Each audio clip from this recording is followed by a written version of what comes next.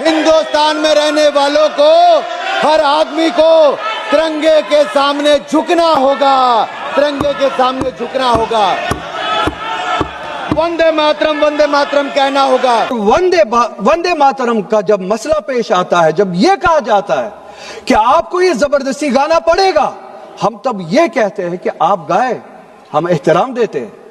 National song है, हम उसका भी एहतराम करते हैं, उसमें दो राय नहीं है।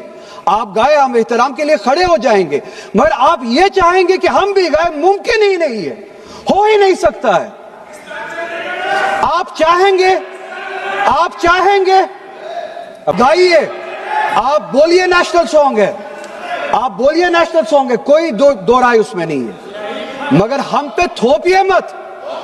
कॉन्स्टिट्यूशन इस चीज की हमें आजादी देता है, और आप खुद कहते हैं कि वंदे मातरम गाने की ईजाद ही आजादी के लिए हुआ बेशक हो। आजादी किस चीज के लिए?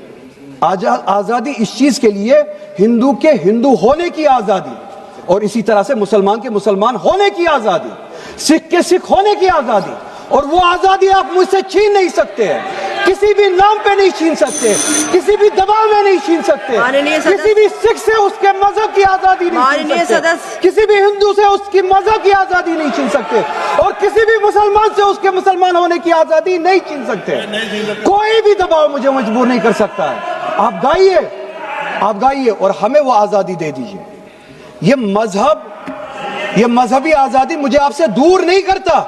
वही मजहब जो मुझे ये कहता है कि लकुम दीनकुम वलिय दीन, आपके लिए आपका दीन, मेरे लिए मेरा दीन, जिसको कॉन्स्टिट्यूशन ने आजादी दी, ये कह के कि फंडामेंटल राइट है रिलीजियस फ्रीडम। हमारा कॉन्स्टिट्यूशन हमारे कुरान की उसी आयत की तर्जुमानी करता है। 2 मिनट दे दीजिए मैडम, तर्जुमानी करता है कि आप अपने दीन पे चलिए, हमें अपने दीन पे अमल करने की आजादी दे दीजिए। आप ही की तरफ बात जबरदस्ती की है, बात किसी और चीज की नहीं है। और ये डिबेट, मुझे पता है ज्यादा वक्त नहीं मिलेगा, बस 1 मिनट में मैं पूरा कर रहा हूं। और ये डिबेट सिर्फ और सिर्फ इसलिए हो रहा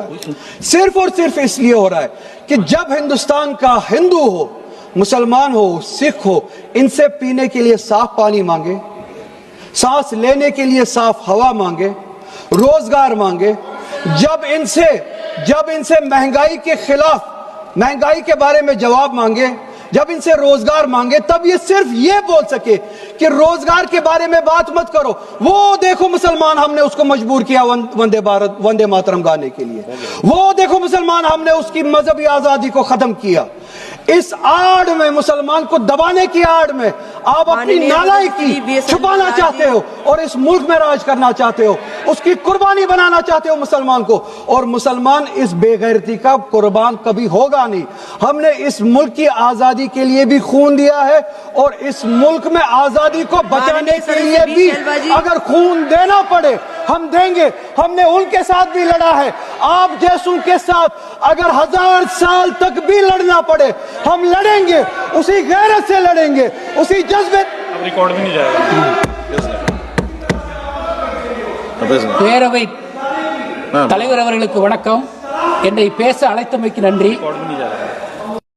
वंदे मातरम को 150 साल पूरे हो चुके हैं, यानी कि वंदे मातरम की 150 साला एनिवर्सरी थी, जिस बीच पार्लियामेंट के अंदर डिबेट चली वंदे मातरम को लेकर, जिस बीच काफ़ी सारे मेंबर ऑफ पार्लियामेंट ने वंदे मातरम को लेकर अपनी राय रखी। जिस बीच आप इस वक्त ये जो स्पीच देख रहे हैं, अनुराग सिंह ठाकुर और मेंबर ऑफ पार्लियामेंट सैयद अगारुल्लाह के बीच में जो डिबेट चली वो आपने सुन ही लिया। इस पर आपकी अगर कमेंट सेक्शन में जरूर तय करो। मजीद ऐसी अपडेट्स के लिए CRF न्यूज़ को फॉलो करना मत भूलिएगा।